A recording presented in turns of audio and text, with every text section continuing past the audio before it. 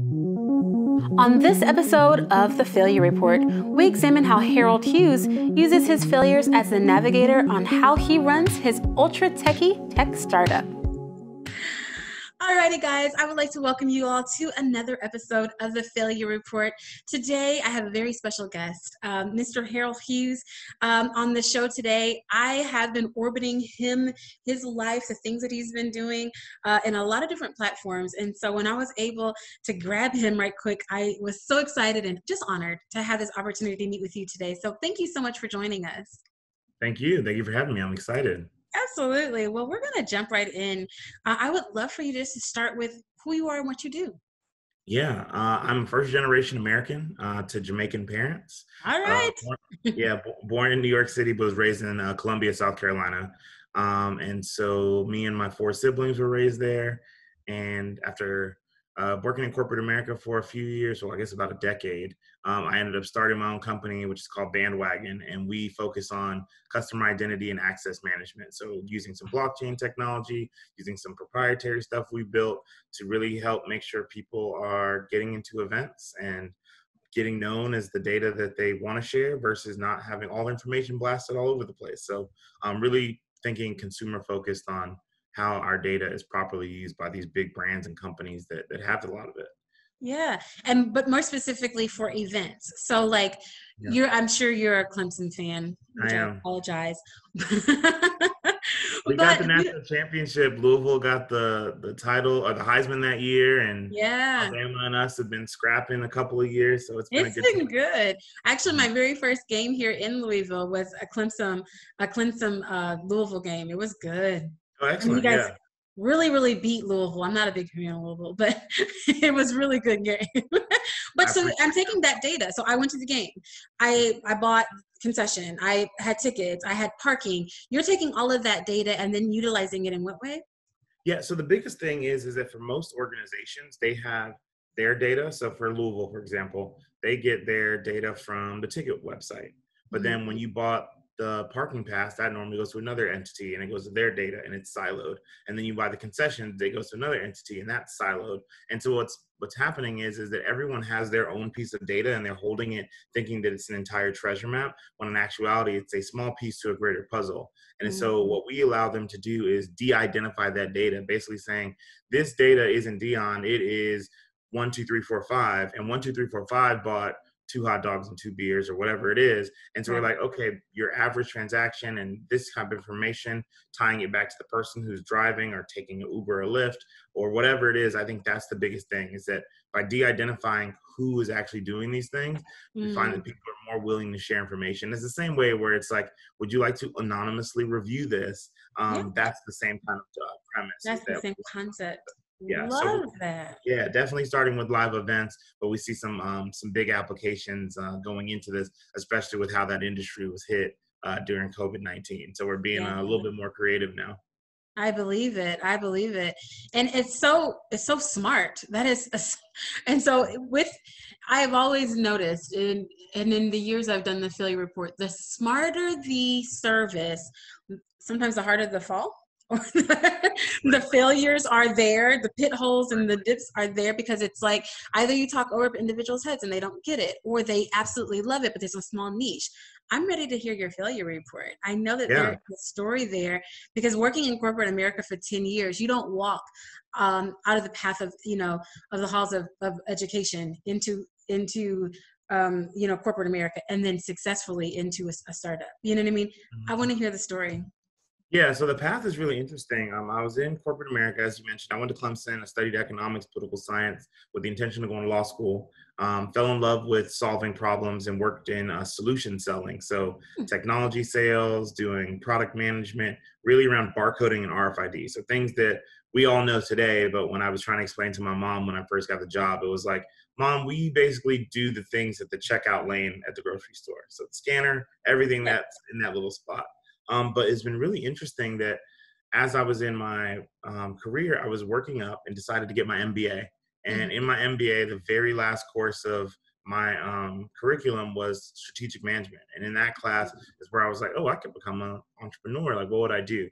So I finished my MBA on May 9th, 2014, and incorporated the company on May 11th, 2014. And my intention was really three things. Wow. Number one, to de-risk the idea. Is this really a business? Number two, de-risk the business model. And then number three, de-risk myself, which I knew that when it comes to fundraising, it was going to be really important because I'm a first generation American, I'm Black founder. I've never been in startup world before. And then I'm going to ask you for millions of dollars or hundreds of thousands of dollars. So that's really tough. Yeah. And so the first year and a half out of it, I literally said, I'm going to focus primarily on just getting to know the industry. And so that so far, the landing, the takeoff point was really good. So summer 2015, I get a new job. They're paying me a bunch of money. And I say, hey, I'm working on this little thing on the side. Is that cool? And they're like, yeah, of course. You work from home, you have car allowance, do whatever you want to, as long as you're getting your work done, which is perfect. Right. So from a timeline standpoint, it is summer 2015. I've just got a new job. They're paying me a bunch of money. My wife and I buy a new house.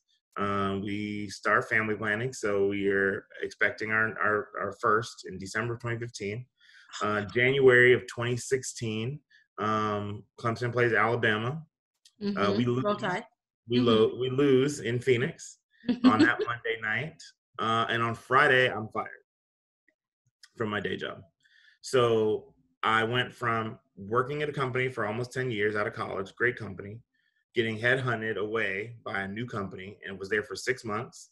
6 months? Yep. July of 2015 to January 2016. Making so much more money. We bought a new house. Like, again, we were family planning. So I have a baby on the way. Yeah. And I get fired on that Friday, January 15th. And so at that point, it was like, man, this really sucks. Like, yeah. This is crazy. So for me, the biggest thing was to make sure that I'd be able to provide for my family. So I told my wife, I was like, I'll drive for Uber. I'll work at Lowe's. I'll make sure we whatever we need to make sure the baby and we're all insured through this process, as well as making sure I'm able to provide. And at that point, thankfully, due to my relationships in the industry, I was able to have job offers coming in like 2 weeks later. And so it was fine. But at that point, I was like, no, I don't want to ever put myself in a position to where I can't provide for my family or a company decides that. It's time for me to take burn the boats, as they say, and go all in on entrepreneurship. And fortunately, I had been doing my job of de-risking the idea, de-risking the business, and de-risking myself for that year and a half period up until then, so that when life hit me in the face, I was able to say, you know what, I'm gonna go do my own thing. Wow. So probably one of like the first big failures was getting canned in corporate America with a kid on the way and a mortgage. And Clemson lost. I mean. And Clemson lost. It was a rough week. It was a rough week. Bourbon. There's a lot of Kentucky bourbon that was probably drank that week. I'm so sure. But a good one. I mean, what's so interesting though is how the stars were starting to align. You know what I mean? Because I see it's the age-old tale. You know what I mean? It's kind of like if the bird is comfortable in the nest, it'll never jump out and learn to fly. You know what I mean? And sometimes we have to be plucked and told like, okay, this was your side hustle. It was going well. You know what I mean? Things were going along, but the market needed you. You know what I mean? So it serendipitously just said, okay, we're just going to push you out here because we want what you have on a full-time basis, as opposed to the 10 hours a week that you're honestly able to give. So what was that transition like? I mean, to be pushed out. Yeah, it was really tough, but I tried to order my steps. And I often say we a lot because I know that it makes more sense and sounds bigger when you say we. And so I'm always we. There's nothing that I do without the strength of my wife and my family or my friends or my team members. And so everything's we, if you hear me say that. But in the beginning, it was really important for me to try and like get this information that I needed to potentially run a business. So I had just completed this accelerator called Founder Institute at the end of 2015. So literally their whole mantra is don't quit your day job before you know that what you're working on is a real thing. And I was like, that's a good call. So I'd work all day and then have 30 to 35 hours of work each week in this curriculum of 14 weeks. So I finished that. We have our idea. We're generating revenue. And so it's great. One of the angel investors in the community says, I'm going to give you $25,000 and I'm going to help you go raise more money. I was like, oh, that's amazing.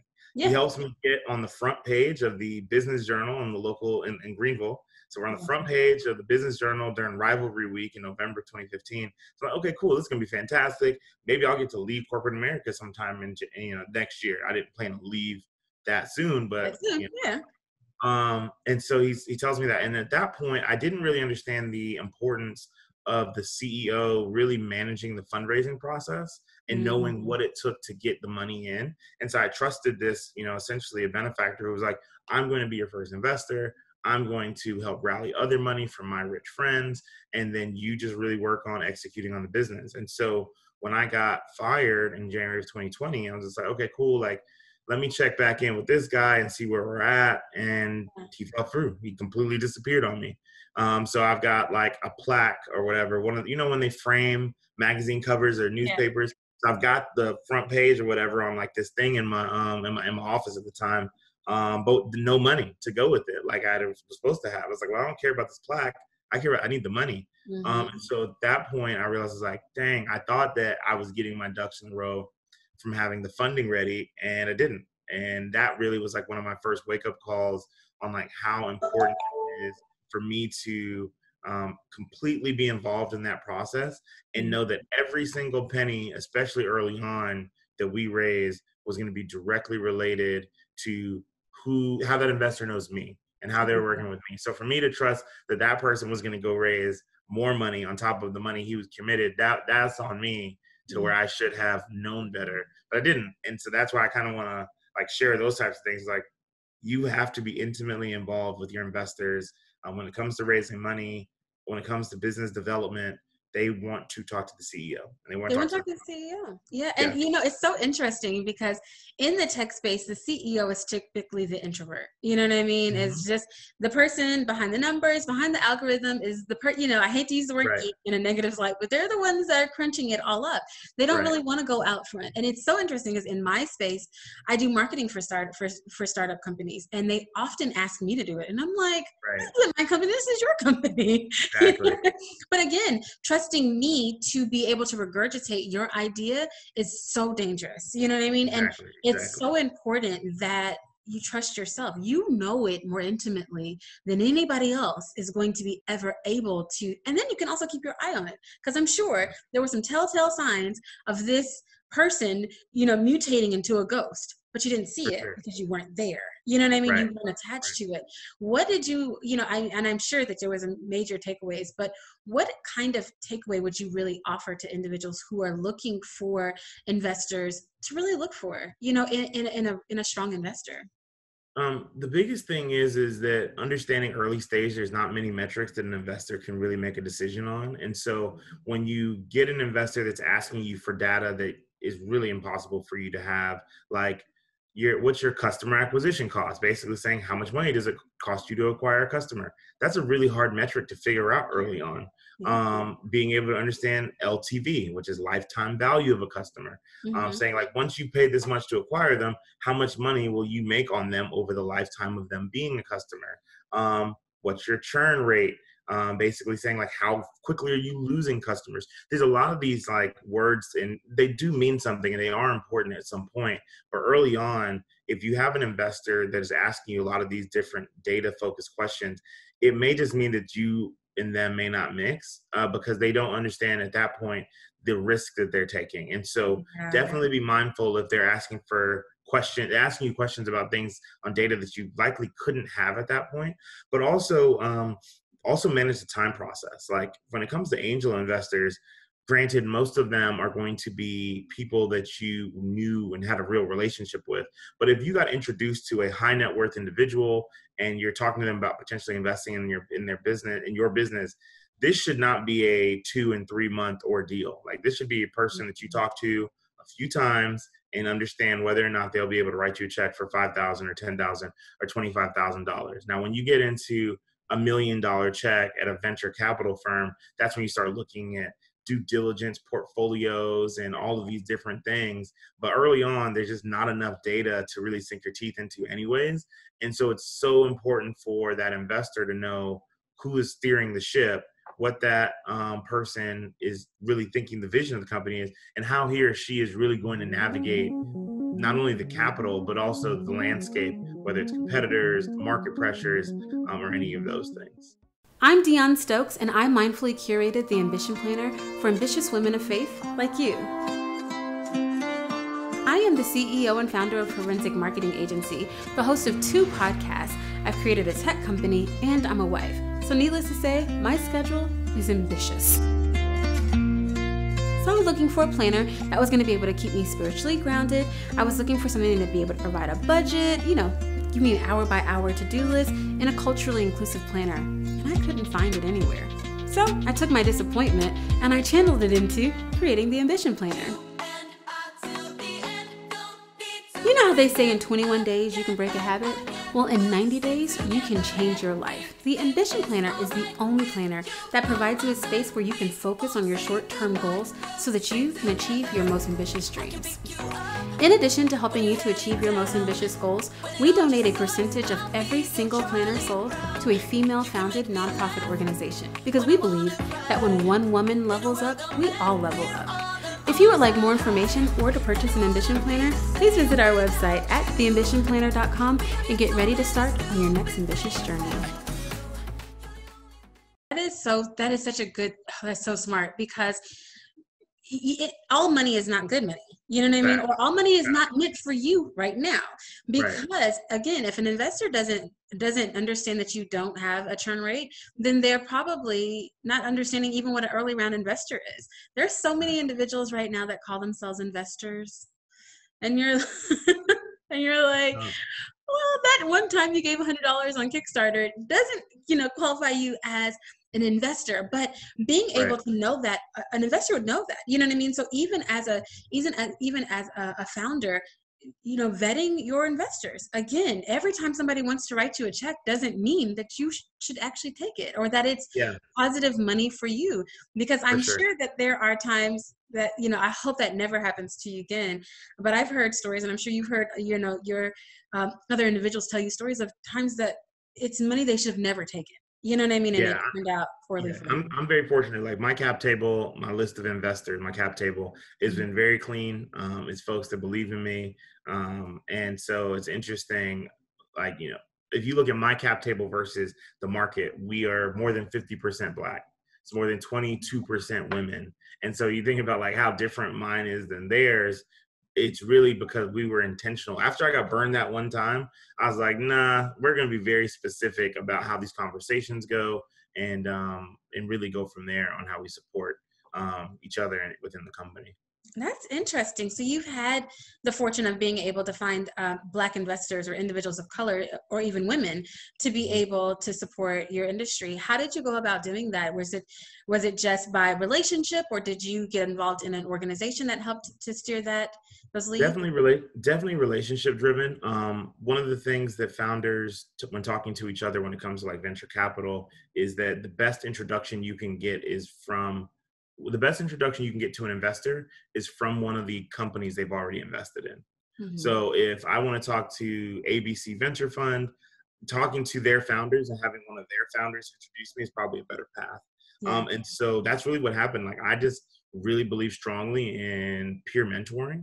And so I've got a couple of my friends that I can call at 1:00 in the morning, at 6 a.m. I can go and visit them. I can do whatever we need to because we trust each other transparently. And I can say, hey, I really don't think that what you're working on is a good look right now. I think you should consider this, and vice versa. And so once you are in the battle with the folk, you're in the trenches with these same people and you're working and they're working, they want to see you win. And so whether that's introducing you to their investors or both of you thinking about like how you can help leverage each other's networks. So everything has definitely been relationships and network. When we started doing the whole fundraising process beginning of 2016, after I went full time with Bandwagon, I literally said, okay, I know that most of my friends don't have money, so I'm going to start pitching them because they know me the best. Mm-hmm. And then they will, basically the entire thing is leveraging social capital of others. Mm-hmm. So I had my closest of friends in my circle and I said, y'all love me.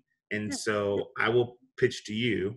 And then I want you to tell someone that loves you about me. And so then I'm now leveraging a portion of their social capital to the next person. And then they do the same thing to the next person. And so by the time we started getting checks in, it was like 3 or 4 degrees from my immediate circle, but it was all like leveraging of social capital to where it's like, yeah, the domino effect would have come down if we had like done something really bad with the money or whatever. But fortunately, we've been good stewards of our investors' capital. We've been really transparent about our journey. Transparency, yeah. So I think that that kind of helps folks have the confidence that they need, especially early stage investing. That's amazing. That's amazing. So tough question. I would assume that you were making at least 6 figures, at Oh, your job. yeah, that's the toughest piece. I mean, they came up like what. Yeah. So when they headhunted me, I was making 6 figures before I left the other job. And then Mm-hmm. this company hits me up in May of 2015. It's like, hey, we got this position. You're gonna work from home. We're gonna pay you this much. You got a car allowance. Like you'll whatever. And I'm like, Yeah. that Gravy. fantastic. I'm gonna put a little rainy day fund. Like, I'm gonna Yeah. do this. Yeah. No, And no. it all just fell through, just like Ooh, you standing on tissue paper. yep. But I wonder, and I know this is a question that we get often, how soon did you actually find profit after starting your startup? Because again, I hear it all the time, like, I'm going to start this startup. It's going to be great. I'm going to get my investor. They're going to give me $25,000. And now I've made $25,000. You're like, Hmm. whoa. That's not how that works. What did Right. that look like? What did that timeline look like for you all? Yeah, so because Bandwagon was a B2B, so business to business company, and we were operating essentially like a marketplace in some cases, we only took a percentage of ticket sales. So where you have companies that were talking about margins being 70% or 80%, or consumer product good companies, CPG, and they're 50 or 40%, we were only taking like 20% of our top line sales. And Right. so even in 2017, where we had done like $50,000 in sales, well, we weren't able to like pocket that obviously because we had Yeah. other costs. And so that kind of stuff is really, really important to understand, like how the actual economics work when it comes to sales. And so that's really, really important. Next, when it came to like us actually turning a profit, we became profitable for the first time in Q3 of 2019, so last year. And Wow. then at that point, it was like, okay, it's cool to be profitable, but we need to reinvest into the company. And so it's not that our investors want us to be profitable, they want us to be working on like taking off like a rocket ship. And so Yeah. that's really the big thing we focused on. So we became profitable Q3 of last year, but then essentially said, okay, let's double the amount of engineers we have. Let's go back into not being profitable at the sake of growth and really taking a bigger piece of the opportunity. That is the largest pill ever to swallow, right? Yeah. But to understand how important it is to your investors, but in your growth, you see the growth. Why stop it and just say, well, now I made a comfy 6 figures and my company is doing well. Let's just Mhm. stay in this idling position. You know what I mean? Right. It really is about that growth. And so even from that, who would you suggest should be the first individual hired once you have identified, like, okay, we're in this profit phase. It's just been me, my co-founder, me and a small team. There's 5 of us that have been in this huddle for a year and a half now. What should Mhm. be that first person that you tap to reach out to kind of grow? So one of my superpowers is really being introspective. Like that is what I'm good at. I know my strengths really well. I know my weaknesses really well. And one thing I say often is a lot of people try and focus on like being better at things they're bad at. They're like, oh, I'm so bad at gardening. I want to become a better gardener. I'm gonna Yeah. do these things or whatever. It's like I spend no time being better on things that I'm bad at. Like it's a waste. It is. I'm not going to invest capital into that space. So for me, I think about the things that I'm really, really good at, I want to be world class at, and I invest in that. Things that I'm not great at, that's where I outsource and that's where I hire for. And so for me, operations is one of the things that, I mean, obviously I'm not a technical person. So I had to hire people to build it. Mhm. Software, blockchain, all these, really complicated things. That's not my skill set. I'm more sales, business development side. Mhm. But to that same point, I'm doing the visionary of like, what could this company be and how big could this be and how do we work partnerships. So I'm doing visionary stuff. And so I think that a really key important person is the operations person. Like who's the Mhm. person that's making sure that you are streamlining a sales process, that you're creating something that is something that could be repeatable and be done over and over and over. And if you pull Harold out of the company and drop someone else in, the process continues to run properly. So I think that an operations person is incredibly important. Yeah. I also think that product people, product managers, really good ones that are able to not only effectively manage a product's timeline from development to launch, but also the necessary steps in marketing timelines and figuring out the user acquisition strategy and the business model of how you're going to monetize the product. Those are two things I think, whether it's operations and product management, those are two huge roles on a team early on. Wow. Wow.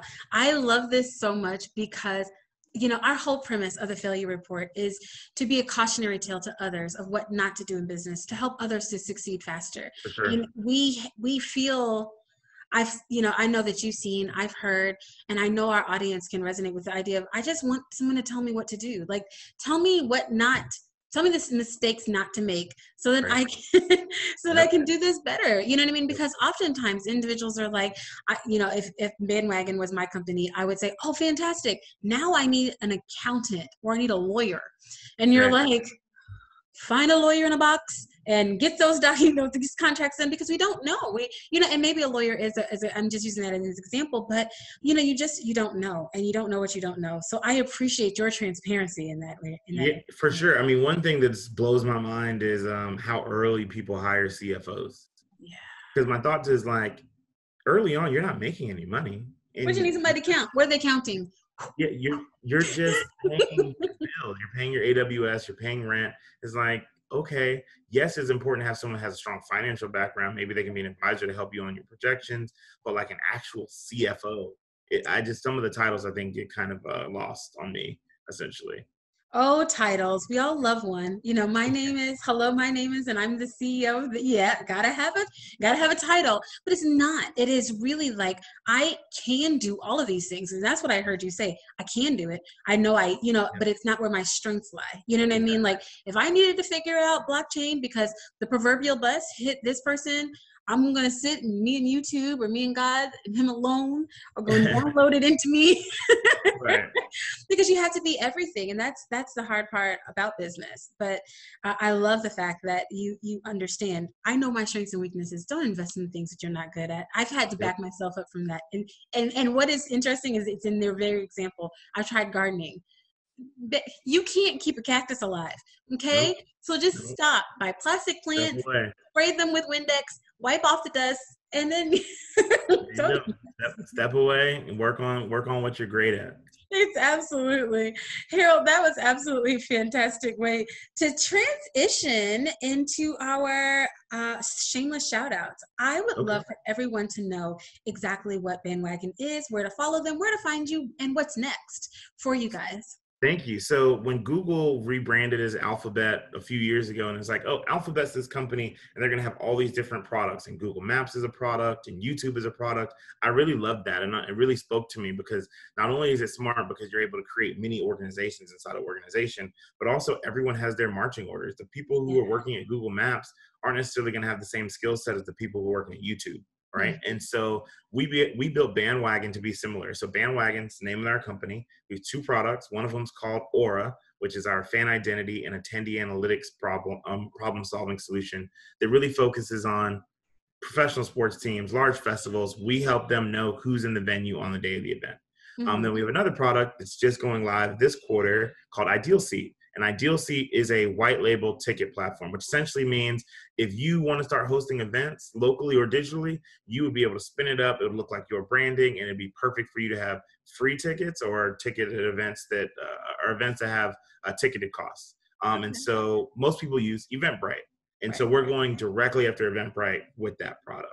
And so we're really excited to focus on this $9 billion customer identity and access management space. We know that people are coming and going to these different events. With COVID-19, people are talking about contact tracing and a lot of understanding who's where and who is who.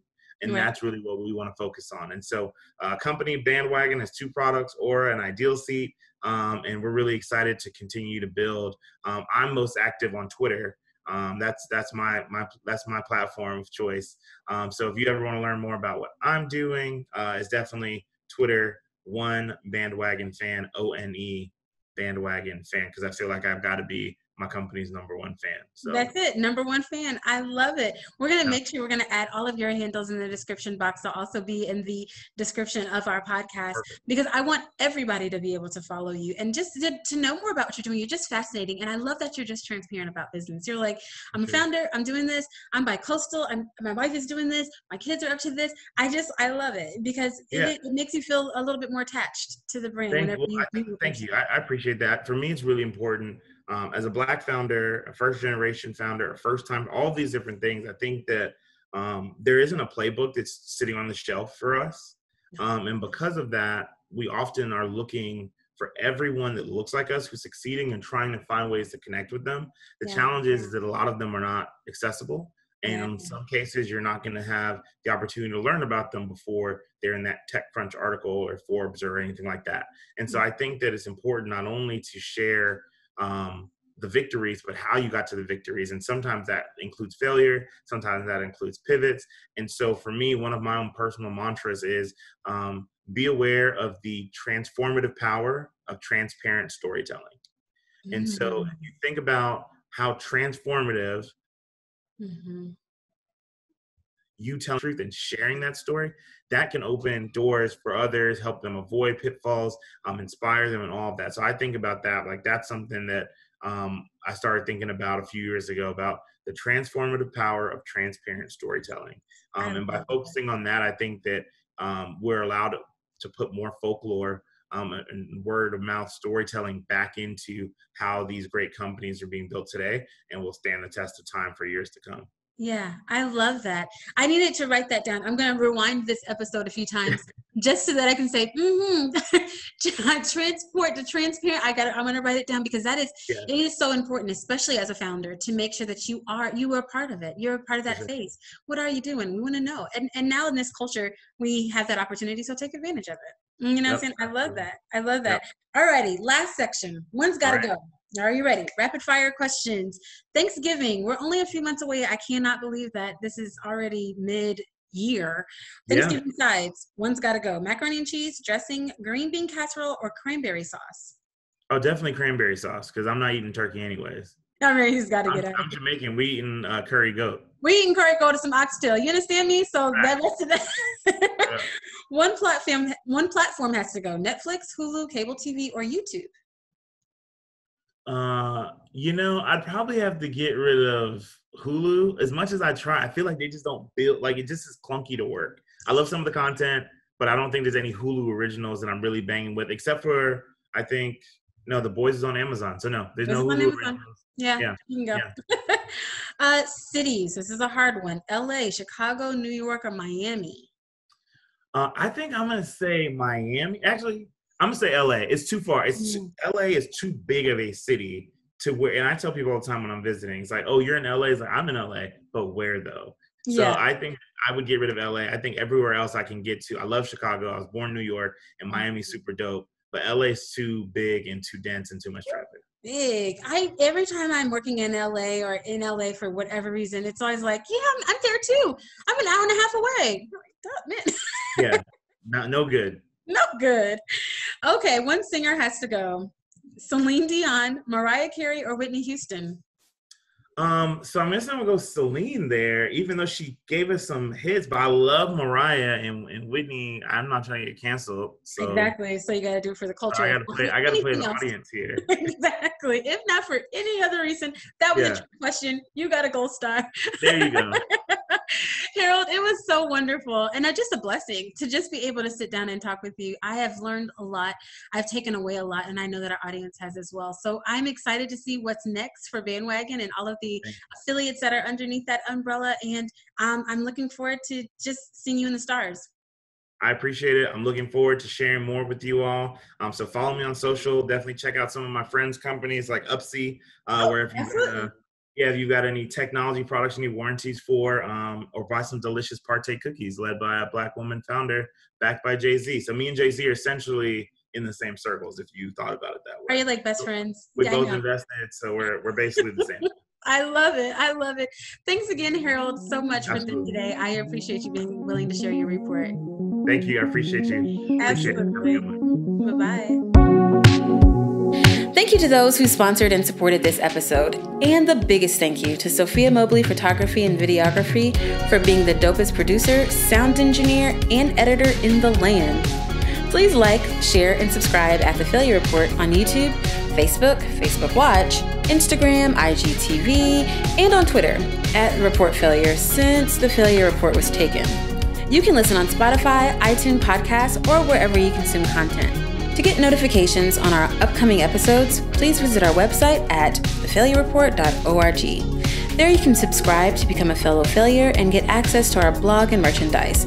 We have things like mugs, t-shirts, notepads, all the things. I'm Deon Stokes. Thanks so much for listening.